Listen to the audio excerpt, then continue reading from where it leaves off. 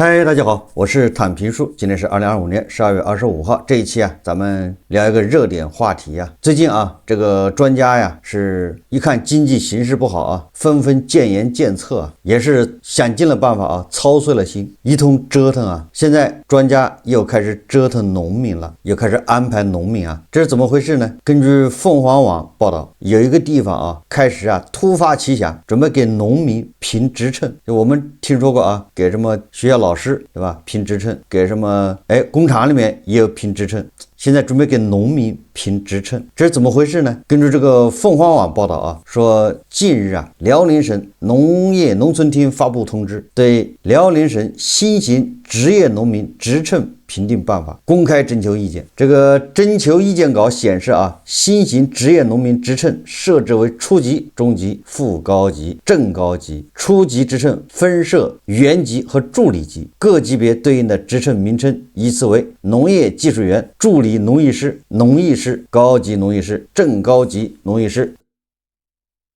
大家看視頻遼寧省近日發布新規，要給新型職業農民評職稱，只要是戶籍住址在遼寧省鄉鎮涉農街道以下，在農業農村一線具有一定種植、養殖、農村社會服務等農業技術技能，能夠起到示範和帶頭作用，以農業生產經營或服務作為主要經濟來源的農業農村從業者，都可以參與職稱評定。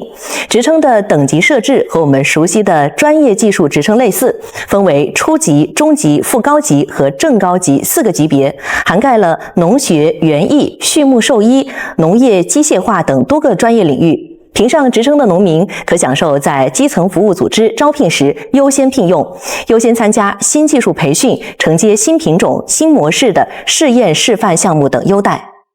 關鍵他這個實行的還比較急對吧？這個一拍腦門馬上就開始徵求意見，一徵求完意見馬上就實行。什麼時候實行呢？本辦法自2026年1月1日起實行。對於遼寧省這種做法，我們看一看這個第一財經它是怎麼評價的。第一財經這個一塊評發了一篇文章，叫給農民評職稱，這種創新值得商榷。近日某省發布文件，計劃為在農業農村一線從事生產經營服務的農民評定職稱，獲得職稱的農民可在基層服務組織招聘、新技術培訓、承接實驗示範項目等方面享受優先待遇。此舉被宣傳為培養高素質農業農村人才、引領鄉村振興的創新舉措。另據媒體報道給農民評職稱並非該省首創，此前已有多個省份發布類似文件。看來這種創新在一些地方受到追捧，但在筆者看來，這種所謂創新必要性值得商榷，甚至可能有害無益。為什麼呢？這文章說第一個，這一做法有畫蛇添足之嫌。我國農業領域早已建立起一套完整的職業資格認證和技能評價體系，從農業技術員、農藝師到高級農藝師的序列職稱，從各種農業職業技能鑑定到新型職業農民培訓認證，相關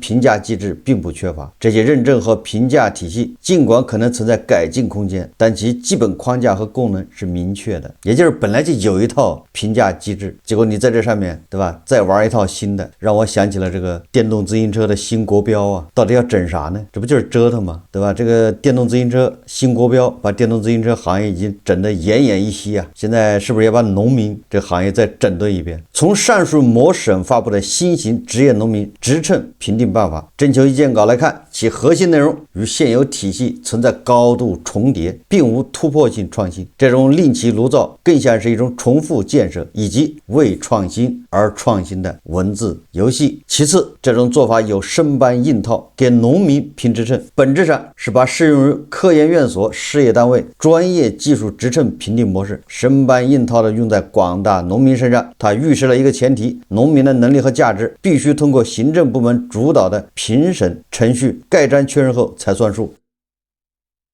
這種思維將農業生產這樣高度依賴經驗、地域性和市場靈活性的活動，強行塞入行政設計的標準化框框裡，犯了亂點鴛鴦譜、削足適履的錯誤。這是一種什麼都想管起來，什麼都要認證發證的慣性思維。這就是咱們在節目說的，對吧？凡是提倡什麼都管的，什麼都管起來，对吧？連結婚彩禮，連這個辦幾桌酒席，對吧？這個酒席上面喝什麼酒、抽什麼煙都得管，是挺解氣啊，感覺好像無所不能，但是實際上啊，都是在開倒車啊，最終還要自食惡果。這文章說啊，反映了對市場和社會自主評價能力不信任，以及行政權力对專業領域不恰當的介入衝動。第三個呢，他說這種做法會浪費行政資源，增加農民負擔。開展農民職稱評定工作，從制定標準、篩選評委到組織評審、發放證書，整個鏈條需要投入大量人力、物力、財力，而農民為了參評，也必然需要花費時間和金錢，包括參加培訓、準備材料，在鄉村振興任務繁重、農民負擔亟待進一步減輕的情況下，還勞民傷財搞這種重複建設，無疑是極不明智的。我國農業發展的瓶頸在於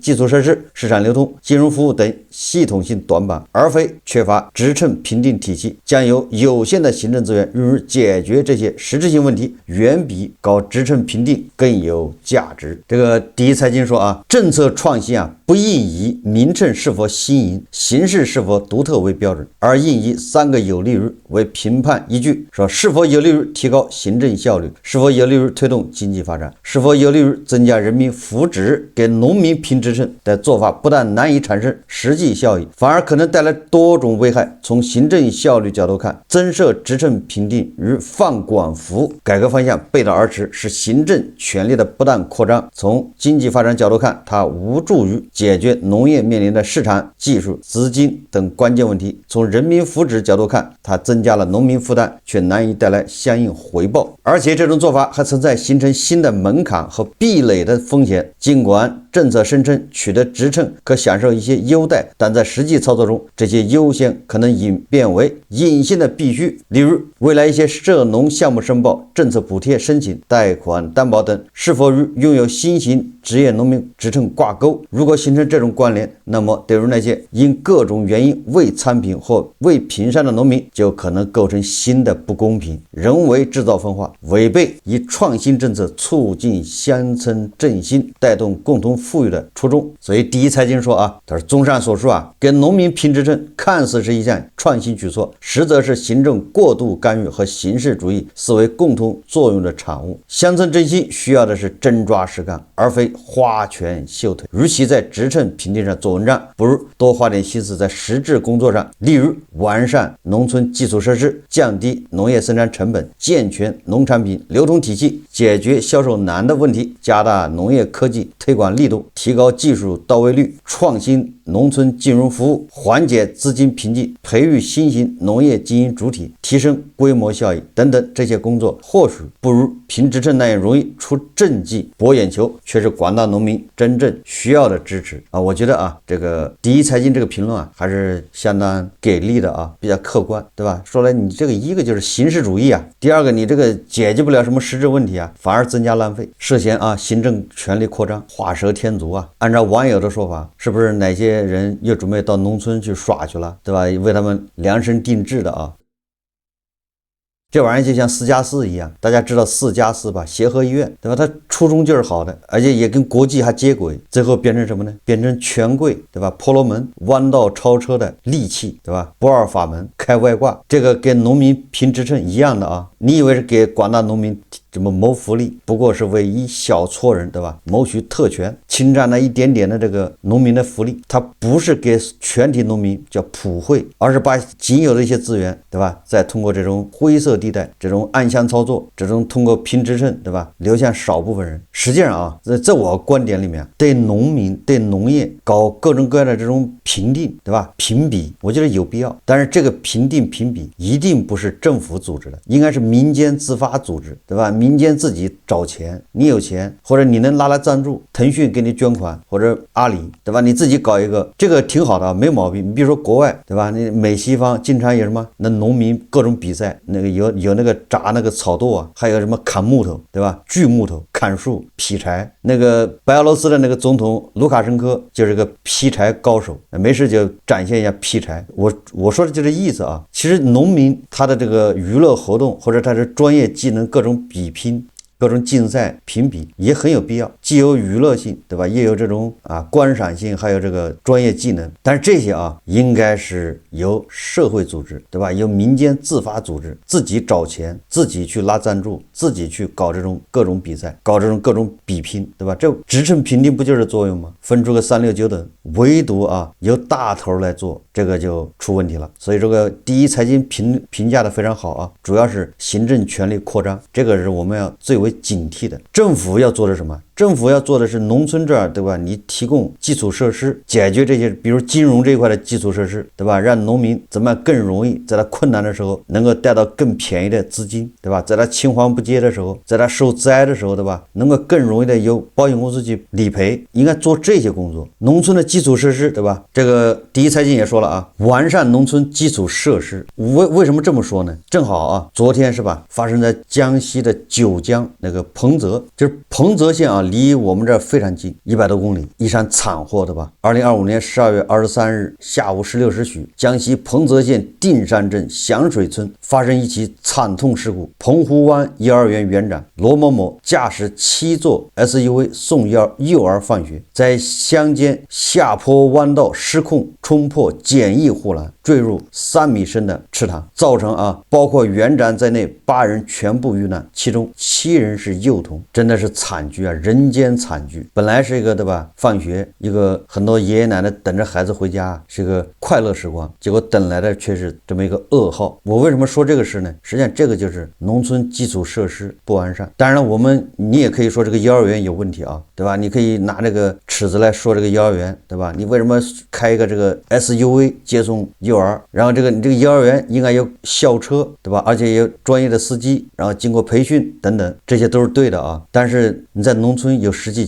情況，有實際困難。我不是說為這個幼兒園說話就農村的現狀是什麼呢？農村現狀第一個就是現在在農村的小孩大部分都是留守兒童，就父母在外地打工，都是爺爺奶奶帶孩子，這是第一個第二個就這樣小孩特別少，農村空心化。像我小時候呢，一個村那小孩就烏泱烏泱的，現在是好幾個村併到一起。農村在10幾年前就開始撤鄉併鎮，然後下面各個村幾個村合到一起搞成一個村，就這樣這麼大的一個村，他那個幼兒園都招不滿，村裡一個幼兒園，鎮上一般的也有1、2個幼兒園都是這種配置。現在的村呢是大概是我小時候村的是4個村合成一個村，就我小時候一個村那小孩都數不清，知道吧？每個村都有小學，不要說幼兒園沒有每個村都有小學，小學都烏泱烏泱的，那時候小孩多現在呢把4個村合成一個村，幼兒園都招不滿，然後那些小孩都是留守兒童，都是爺爺奶奶接送，這面臨一個什麼問題呢？就是路途遙遠，對吧？你想4個村合到一起，那個最邊上的村呢遠一點的那個小組的小孩到這個幼兒園恐怕就遠的恐怕有4、5公里，爺爺奶奶接送。你說如果說天晴還好爺爺奶奶騎個電動車，但是一旦颳風下雨那騎個電動車肯定接送就不方便，所以幼兒園都怎麼辦呢？一般的幼兒園他就用轎車接送，這樣小孩不是少點風少點雨嗎？條件好一點。農村幼兒園條件好一點，幼兒園都是拿車接送，幼兒園接送。這個出事的幼兒園呢，實際上它有校車，是不是？它那個校車，對吧？它是送別的路線，它有一輛校車，那肯定是送不過來的，對吧？一輛校車，你看那個村那麼大，所以這個幼兒園的園長羅某某，他就駕駛着一個 SUV 肯定不是校車，是吧？它是普通的轎車，然後園長開着，司機據說有個司機也在車上。我看有的媒體說7個小孩，實際上不是的，應該是2個大人，就是園長加一個司機，6個小孩。那個園長開車是個女的，49歲。那那個校車呢，恐怕就跑別的路線去了。我為什麼說我對這個還比較了解呢？因為這個出事的這個彭澤縣呢，離我們這兒很近，所以估計啊，它那個地形地貌啊，跟我這兒差不多。農村的風貌啊，就是一個小組就10來戶人家，稀稀拉拉的隔着挺遠。它跟那個北方那個大的這個莊子不一樣，北方的大的莊的人口比較集中，對吧？100-200戶集中在一起，形成一個小集鎮，對吧？咱們這兒這個村莊啊，一個組村民小組啊，恐怕就10來戶人家，有的是20戶人家窩在一起，然後再隔一段路又是另外一個村民小組幾十戶人家，所以他這個接送恐怕就是路線比較長，就時間也比較長，对吧？在這兒進去停一下，到那兒停一下。最主要的問題是什麼呢？最主要的是農村裡面基礎設施特別差。現在好了啊，有村通，好歹你車能跑，但是農村的安全意識和這個基礎設施它是跟不上的。出事的這個響水村呢，那個大的池塘，像我們這就特別多，路邊都是池塘。你如果不熟的話，你不像城裡面道路它有路燈啊，農村的路沒有路燈，晚上啊，有司机不熟的人经常搞不清楚，就是一头扎进池塘去了。就是熟的人開車都得小心。所謂的護欄那也是形式主義，對吧？在那旁邊搞一個護欄沒有用。出事那一天下午啊，就是前天下午正好下雨，路滑，那地方又是個彎道，為什麼設計成這樣呢？說就是這個叫他沒有安全意識，道路設計啊，路滑又是彎道那個地方，所以這個司機稍不留神，就直接就一頭扎進那個池塘裡面。那些農村的那些池塘又深，你不知道有的地方有的池塘啊是可能是挖礦留下的，有的是人蓋房子不要把自己的那個地基墊高一點嘛，在那個取土越取越深。總之啊，那個池塘怎麼形成的？這種池塘特別多，都沒有安全意識啊！平時小孩動不動就掉裡面，有可能就淹死了。條件好一點的啊，就把小孩送到鎮上幼兒園；條件差一點的，或者就是对吧，離鎮上太遠，就把小孩送到這種村幼兒園啊。現在很多農村都這麼幹。但是說你可以要求他啊，你說你這個幼兒園必須校車接送，那他就破產關門。為什麼呢？对吧？就他那點小孩，你搞2個校車，他根本就難以運轉，就難以維持。2個校車2個司機分頭去接送，那你要麼你就政府補貼，要麼他就幼兒園的費用就多收，否則他就關門。所以你看啊，上級要求他你必須有校車，哎，人家有一輛校車，对吧？这就是悲劇所在。一個是這種道路設計、安全意識、基礎設施不完善，一個就是農村幼兒園的現狀，對吧？你城裡面幼兒園都幹不下去，農村的能幹得下去嗎？他只能壓縮費用，對吧？他只能是搞1個校車，一個校車是用來對付檢查的，對吧？你說我沒有校車是嗎？我有，還有司機呢。所以這個釀成這個悲劇啊，根子上的原因是農村的人、農民對安全意識還沒有那麼強烈。所以我在節目裡面說，對吧？年輕人，如果你還想要後代，你一定想盡一切辦法要去大城市，就是盡你的能力去更好的一個城市，對吧？如果你說你有能力，那你還可以出國，对吧？去更發達的國家。如果你說我沒那能力，那你就去北上海、北上廣深1線城市。如果你說我也去不了，在那兒找不到工作，那你就去省會，對吧？這個鄭州、成都、合肥都行。現在很多地方基本上沒有戶口限制了，對吧？你在那兒租房也能落戶，不要老守着你那點地啊，覺得好像是農民身份還能得到什麼。你看看他沒得折騰了，就開始折騰農民，給你評職稱。也就是你想當農民，你也不一定能當一個好農民，就是在他們眼裡合格農民。然後你要在農村，那小孩就是這樣，對吧？像這種慘劇啊，你在城裡它少一點，我不能說沒有，對吧？但是你說很少聽說什麼鄭州啊，或者是福州，對吧？出這麼慘的這個事故，你指望着環境改善，那不知道猴年馬月，對吧？最近網上老是說什麼托舉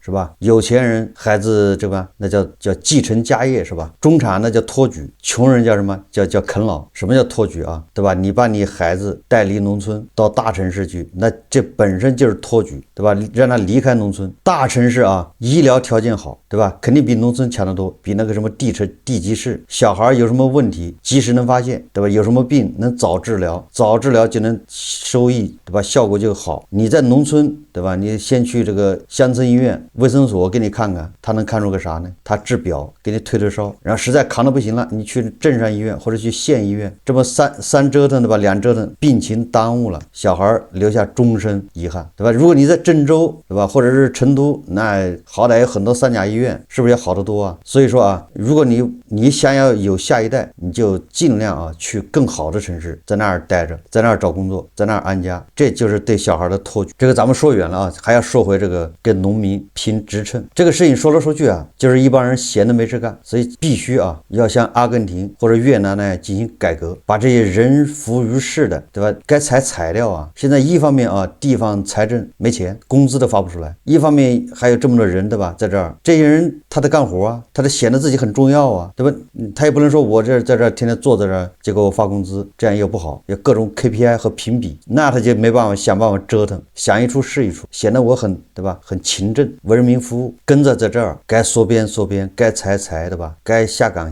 你要這麼整的話，未來是不是給外賣騎手也得評級了，評職稱啊，對吧？網約車司機也評職稱，評完職稱之後就分為3、6、9等，對吧？人什麼達不到什麼職稱的，你就不讓你送了。再說了啊，你給農民評職稱跟他的收入掛鈎嗎？對吧？你這一個月給農民退休金就加個20%，財政負擔都負擔不起了。你說你給農民評職稱有什麼用？現在有的省其實已經搞過了啊，有什麼用呢？最終就變成一個合法的，對吧？把那些惠農補貼，國家給農民的補貼合法的給分掉了，真正農民拿不到，不就這意思嗎？原先我以為農民呢是最完蛋的，後來我才知道農民才是人上人呐。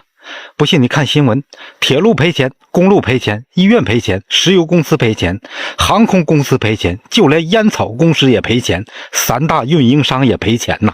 只有農民啊，你看那新聞，全國各地是大豐收啊，糧食產量又提高了，農民是增產又增收啊。你說你們拿啥和我們農民比啊，是吧？你不好使啊。对吧？這個審計署，對吧？審計報告，2024年一共有40-50億啊，惠農補貼，就給農民的補貼被地方政府截留，用來發工資。你搞這麼多，對吧？稀奇古怪的職稱評定，不就是想從政府那兒套補貼嗎？對吧？你既然人家評了這個什麼農機專家，對吧？那你不給人補貼啊？你這補貼，對吧？他就去申請完了之後給不給也不知道，給多少你也不知道，變成了一個灰色地帶啊，變成一個向上申請這個補助的一個借口，對吧？以後農民還分高級農民、中級農民、正高級拖拉機手，对吧？净搞這種華而不實的。你要聽專家的，年都能過錯。這個專家一會兒說秸稈要燒，一會兒說秸稈不能燒，要埋。聽專家的，農民連地都不會種。哎，說到這兒，我也想起了這個三農專家說的啊，朝鮮為什麼餓死人呢？朝鮮為什麼沒糧食吃啊？是要這個世界給他援助糧食啊，就是因為朝鮮啊，當時搞農業機械化，蘇聯給他農業機械，所以很多這個農民啊就解放了，就去了城裡，成了工人，都進城，農業高度依賴機械化。好，等到蘇聯一解體，对吧？俄羅斯的農業機械也不給朝鮮了，朝鮮農業機械沒有了。但這個時候呢，會種地的農民沒了，因為都進城了，當了工人，所以啊，這個朝鮮那個地啊就沒人會種，生產力下降，所以糧食產量上不來，這就是專家水平。所以說啊，這個形式主義啊無處不在，它浪費大頭的資源還是小事，最主要是妨礙，對吧？科技進步，形成一個阻力，變成一個為一小部分人謀福利的一個灰色地帶，人浮於事啊。歸根結底啊，還是要對這些人要想辦法，要精簡。這些人你要不精簡的話，他們就得折騰，以顯示自己的存在，以顯示自己的重要性。好，這期節目啊，咱們就聊到這裡，感謝大家收看。如果喜歡我的節目，歡迎訂閱轉發，也可以在下方留言評論，謝謝大家。